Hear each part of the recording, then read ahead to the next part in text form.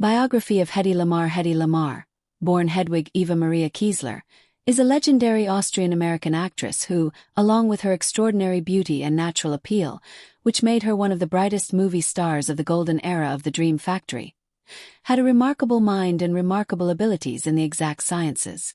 She became famous with the release of the film 𝐒𝐿, due to the very daring for that time, and therefore inspiring scene of simulating an orgasm and swimming naked in a forest lake, shown on the big screen for the first time. Then she was named the most promising new actress of 1938 by film critics of the Philadelphia Record and quickly stood in the same ranks of such celebrities as Bette Davis, Greta Garbo, Katharine Hepburn and Marlene Dietrich. In 1960, she was awarded a star on the Hollywood Walk of Fame for her achievements in the film industry. But she went down in history to a greater extent thanks to a completely different side of her talent: the development of scientific ideas.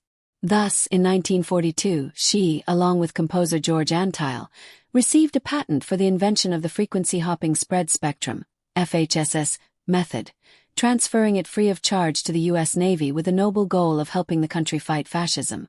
The concept, which was too far ahead of its time, was not implemented at that time, but found application in 1962, during the Cuban Missile Crisis, in military communication systems on U.S. warships. Even today, this technology is actively used in wireless data transmission protocols, CDMA, Bluetooth, GSM, Wi-Fi. In 1997, the brilliant mind of the Hollywood beauty was appreciated, and she became the first female laureate of the Bulby Nass Spirit of Achievement Award, positioned as the Oscar of the inventing world. In 2014, her name was posthumously inducted into the U.S. National Inventors Hall of Fame. Childhood Hedwig was born on November 9, 1914, in the capital of Austria to a wealthy Jewish family. On this day, a number of German-speaking countries celebrate a professional holiday in her honor, Inventors' Day. Her father, Emil 𝐘𝐸𝐿, was a native of Lemberg, now Lviv, and worked as a director of a Viennese bank. The hometown of her mother, Gertrude Lichtwitz, before marriage, a pianist by profession, was Budapest. It is known that she converted from Judaism, the traditional religion of the Jews, to Catholicism, raising her only daughter in the Christian faith. Since childhood, the girl studied music, ballet, took acting lessons, and studied languages. She later knew, in addition to German, Polish, English, and French. Having an ideal appearance, at the age of 12 she became the winner of a city beauty contest. And at 16 she left her parents' home and got a job as a screenwriter at the largest Austrian film company, Sascha Film. As a minor, she forged her mother's signature on a note of consent to employment. Career development. In 1930, the aspiring actress was able to get a small role, a girl at a table in a nightclub, in the romantic comedy Money on the Street for a fee of $5. A year later, she appeared in the comedy film Storm in a Teacup, the premiere of which was timed to coincide with the opening of the Sascha Filmpalast Cinema in Vienna, as well as in the satirical film The Baggage of Mr. O.F. At that time, the talented debutante with her impeccable appearance impressed the famous director and head of the capital's German theater, Max Reinhardt. He invited Hedy to Berlin and gave her dramatic art lessons. In 1932, the girl was entrusted with playing the main role in the film Money Can't Buy It, where her colleagues on the set were the stars of those years, Hans Moser and Heinz Rühmann. But she gained worldwide fame a year later, with the release of the sensational melodrama with elements of eroticism 𝐒𝐿. For the first time in the history of cinema, a nude scene was shown on the screen. Hedy's heroine swam naked in a lake. The public and the church condemned the film. The authorities of a number of countries banned its showing. Nevertheless, at the Venice Film Festival, the film was awarded the Cup for Best Director, and was subsequently included in the top 10 most famous Czechoslovakian films of the pre-war period. In 1937, the girl ran away from her millionaire husband to Paris, got a divorce and went to London, where she met Louis B. Mayer, the founder of the MGM film studio. Mayer considered her a ravishing brunette, and the most beautiful woman in the world, and offered her a contract for $125 a week. The young but far from stupid beauty rejected it. But then, finding herself on the same liner with him, heading to New York, Hedy managed to get a more profitable contract, for $500 a week. At the same time, on the advice of a film producer and his wife Margaret, a fan of the silent film legend Barbara Lamarr, she decided to change her name to the pseudonym Lamarr to distance herself from the reputation of that lady from Ecstasy. The actress's debut in American cinema took place in 1938. She played the role of the beloved of the main character Pepe, actor Charles Boyer, in the drama Algiers.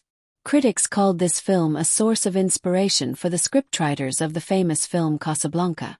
Subsequently, her career took a dizzying rise and brought in fabulous fees of $30 million. In 1939, the film Lady from the Tropics was released, where she played the key role of Manon, and her partner was the popular actor Robert Taylor as Bill. Then she starred with the King of Hollywood Clark Gable in the adventure film Booming Town, as well as in the comedy drama Comrade X.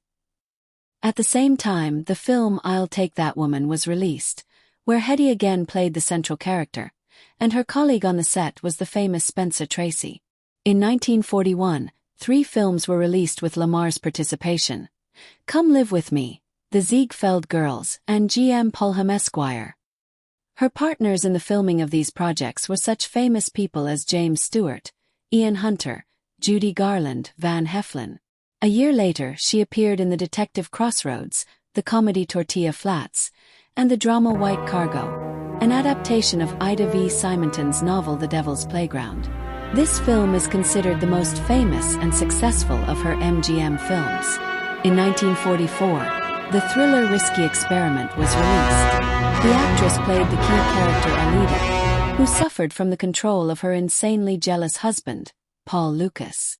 In real life, the star was bored by that time with roles in MGM films, where directors relied exclusively on her beauty and did not give her the opportunity to fully demonstrate the art of transformation. Therefore, after playing the beautiful Princess Veronica in the last film under her contract, Her Highness and the Bellboy, she left the studio system for a while, created her own production company in partnership with the famous producer Jack Chertok, and presented the film noir Strange Woman in 1946. She managed to break out of the role of a sexy beauty and embody the multifaceted, psychological role of Jenny. Many critics called this work the best in the movie star's career. In 1949, the actress played the main character in the historical drama Samson and Delilah, which became her most successful film project of that period. The film turned out to be the highest-grossing film of the year and received 2 Oscars out of 5 nominations, for Best Direction and Costume Design. After 1950, the career of the beautiful film star began to decline. She began to appear on screen only occasionally. In 1957, she played in the fantasy film The History of Mankind, and a year later, her last film was released, the drama The Female, where Hedy appeared in the image of an aging actress satiated with fame. In her free time from filming, the Hollywood movie star was engaged in her favorite hobby, inventions. Among her successful experiments were an improved traffic light, protection of the signal of controlled torpedoes, optimization of the plane of her lover, aviation pioneer and director Howard Hughes, among the unsuccessful ones. Effervescent tablets for creating carbonated drinks. Personal life of Hedy Lamarr, the actress, who had a brilliant mind and dazzling beauty, had a complex character. She was quarrelsome and conflicted. She married 6 times and gave birth to 3 children. Her first husband in 1933 was the Viennese millionaire Friedrich Mandl, head of the arms manufacturing company Hurtenberger Patron & Fabrik, who supported the Nazis. He was domineering and jealous, surrounded his wife with luxury, but forced her to forget about her acting career and treated her like an expensive thing.